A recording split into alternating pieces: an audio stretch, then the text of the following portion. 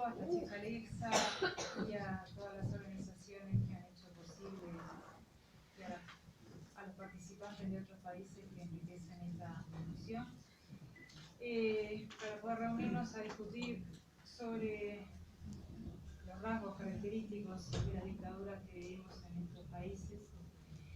Y bueno, y el Plan Cóndor es uno de estas cosas comunes que hemos heredado.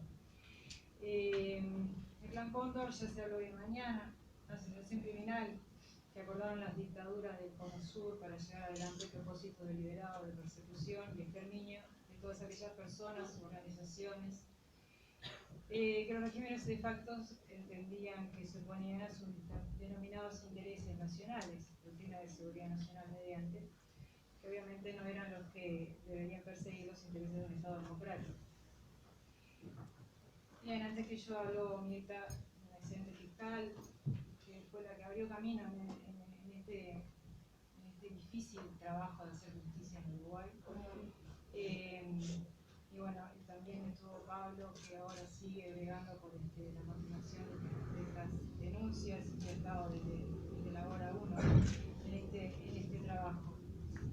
Trabajo que no ha sido fácil, porque han debido actuar dentro de una sociedad en la cual nos incluimos todos, ¿no? Que a día de hoy todavía no tiene plena conciencia del gravísimo daño que la dictadura produjo en el tejido social y que explica buena parte de conductas antisociales y disruptivas que son material de preocupación de política de seguridad pública del día de hoy, como en el área educativa, en el diseño de cargos sociales, etc.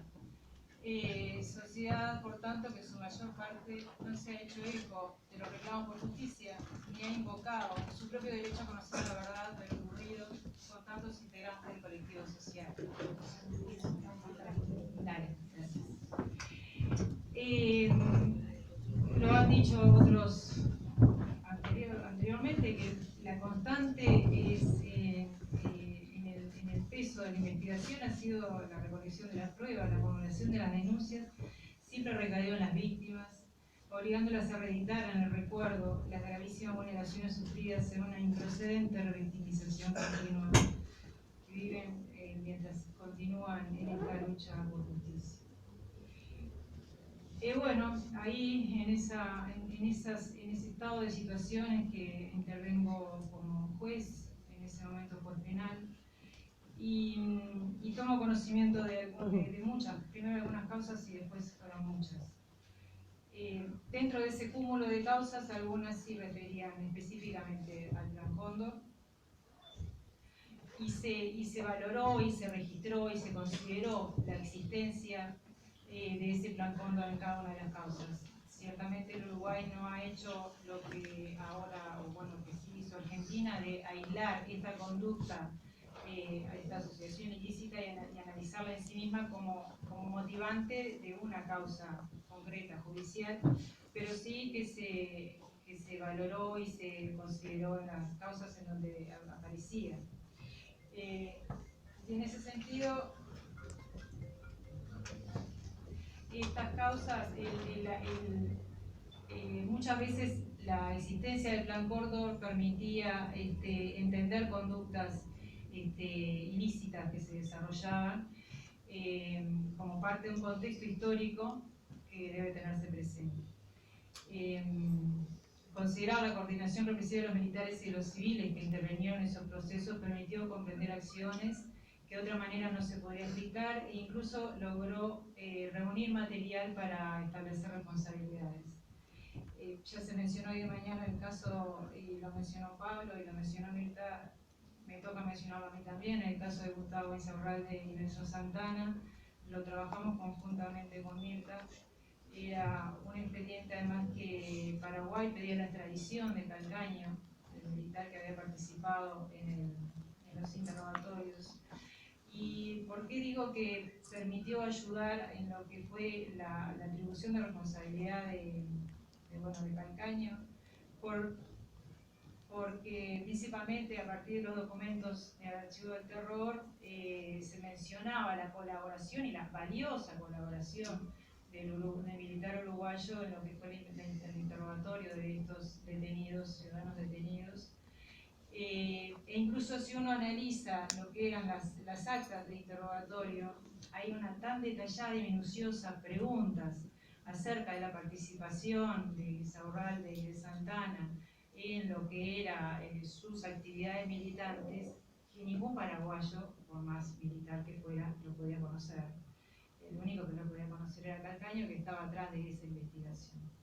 Y además, cuando se comunica por los militares, que suponemos que puede ser Calcaño, porque no está firmado, pero bueno, era una forma de comunicar a otras reparticiones de Uruguay, de inteligencia, acerca del resultado de esas actuaciones en Paraguay, está calificado como una información A1, que significa confirmado personalmente, o sea, el único que había ido personalmente había sido Calcaño, que además lo admitió incluso, pero después negaron, como todos los militares niegan todo lo que han hecho, pero en este sentido la documentación que se recibió permitió completar la prueba necesaria para su enjuiciamiento.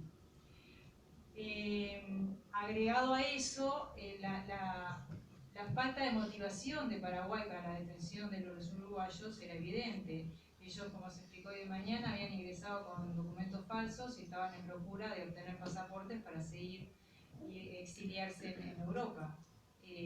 Paraguay nunca hizo cuestión acerca de esa documentación falsa, que era un delito obvio, pero nunca lo manifestó ni le interesó. O sea, realmente Paraguay en ese momento servía como lugar, sitio físico para la detención de requeridos de otros estados que estaban vinculados justamente con este plan, y ahí entraban los uruguayos y los argentinos, que también después fueron todos a dar a la Argentina.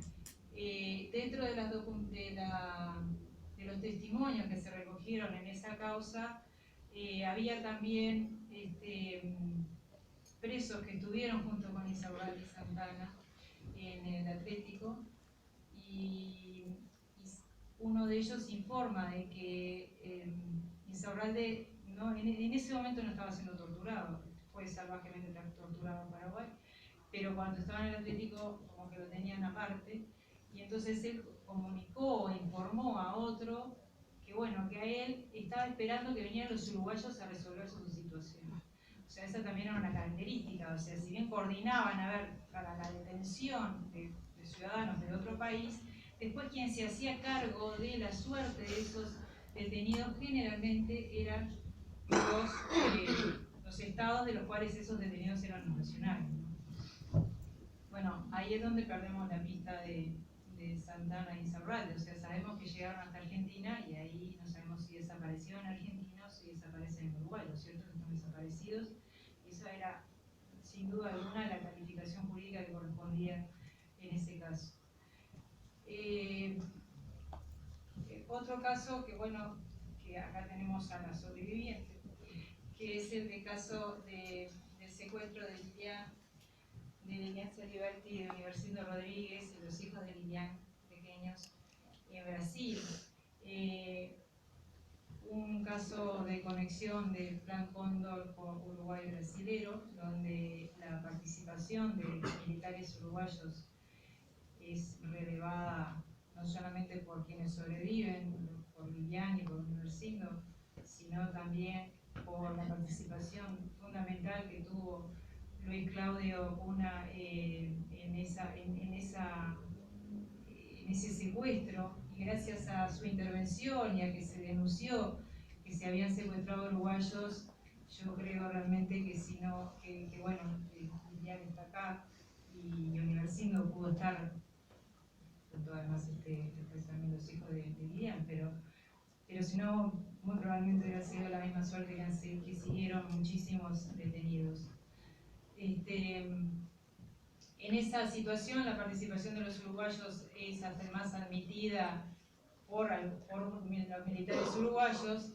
El ir a detenerlos a Brasil, y también la ausencia de motivación de Brasil para tener alguna requisitoria respecto de estos uruguayos, Además, eso se nutre también con la información que brinda un militar que después deserta y que es de la compañía de contrainformación e inteligencia, que son los que llevan adelante esta operación.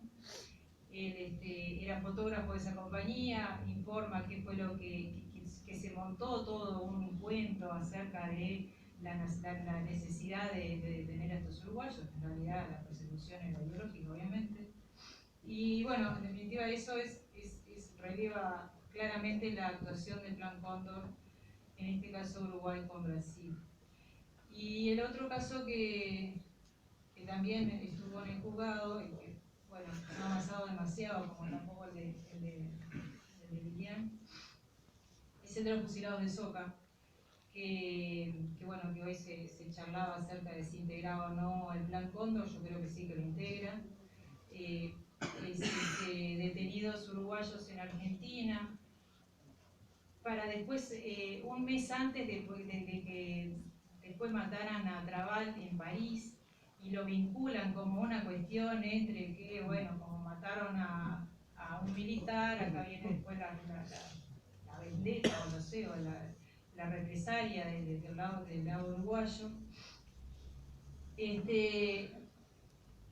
Creo que además de ocultar las verdaderas razones de la muerte de Trabal en Brasil, también se podría ver como también inicio de esa tercera etapa del Plan Cóndor en perseguir disidentes o perseguir personas discordes al régimen en cualquier lugar del mundo donde se encontraran, ¿no?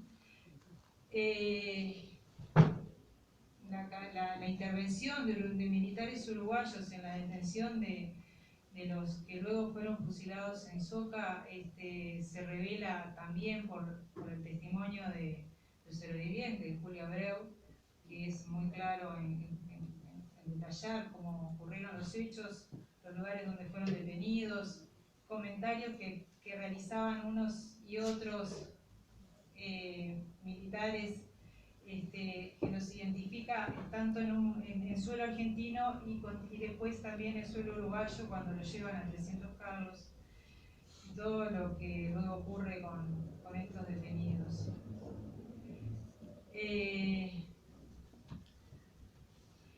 Bueno, analizar las dificultades hay como muchas, y todos bastante las conocemos, más en la interna de lo que puede ser en este desarrollo o trabajo de causas judiciales. Además de las que son comunes a todas las causas, y en particular en Uruguay, que seguimos existiendo una lentitud inconcebible en la tramitación de causas, donde no podemos seguir permitiéndonos la excusa de que lo que pasa es que presentan recursos las defensas de los militares. No me parece una excusa válida. Los que trabajamos en derecho y en los juzgados, cuando se presenta un recurso que es improcedente, se desestima sin más trámite, y si sube a un tribunal, el tribunal debería tener la misma actitud y la corte debería tener la misma actitud, y yo no asisto a esas actitudes de mis colegas, y lamento tener que decirlo así, porque no está bueno en un ámbito así, pero bueno, pero hay que decirlo porque la realidad es esa. También hay otros obstáculos en cuanto a que es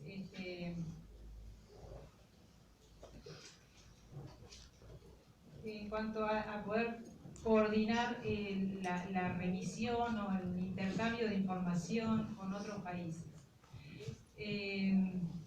Habría que tener una mayor colaboración y más fluida y más rápida entre operadores jurídicos, pero además de los operadores jurídicos, los demás poderes del Estado. Esto, así como en Argentina se asumió definitivamente que era una política del Estado, que había interés y el Estado debía perseguir y resolver y analizar lo que había ocurrido en ese periodo histórico, porque le ocurrió a toda la sociedad. El Uruguay debería ser más explícito en esa necesidad, si es que la siente como tal, y no dejarlo relegado a esto es un tema del Poder Judicial, porque es un tema de todos.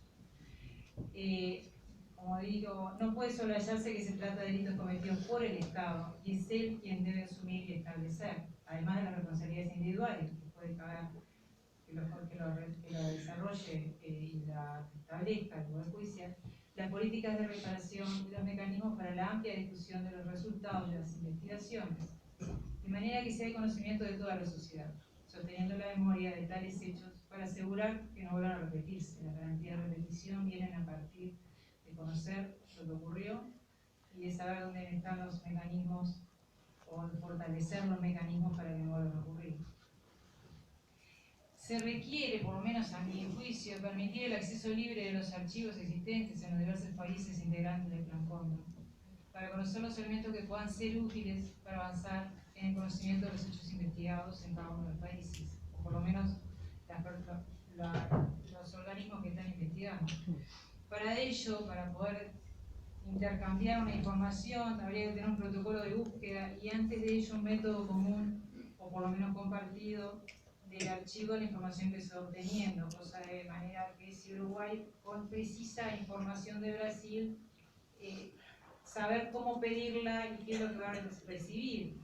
Por ejemplo, ¿no? Digo, pongo Brasil porque en el caso de Lilian y de Universindo, yo pedí el expediente, bueno, cuando me fueron no estaba el expediente, pero había habido un expediente porque se había procesado solamente un policía en aquel secuestro, donde habían participado bastante más que un policía, pero no lo mandaron. Y todo demora demasiado, en realidad demasiado. Cuando se pidió a Francia, bueno, a ver, ¿qué pasó?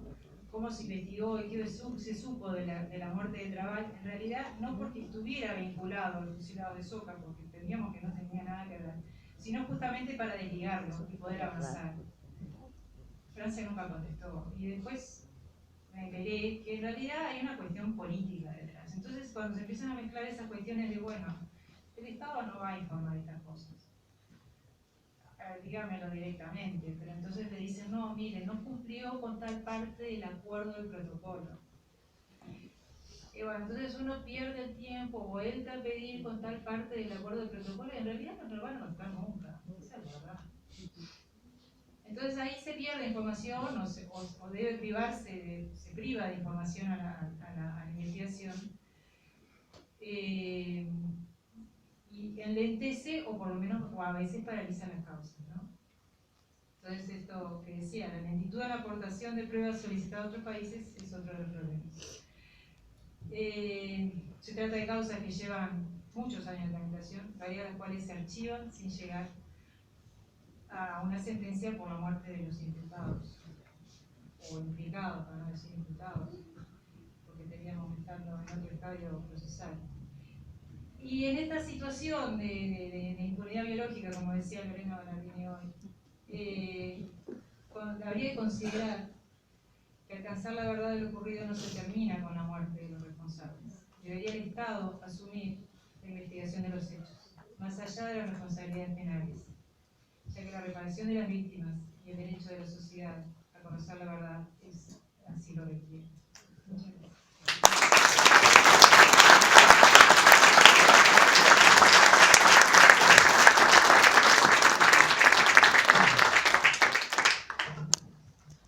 Muchas gracias, doctora Mariana Mota.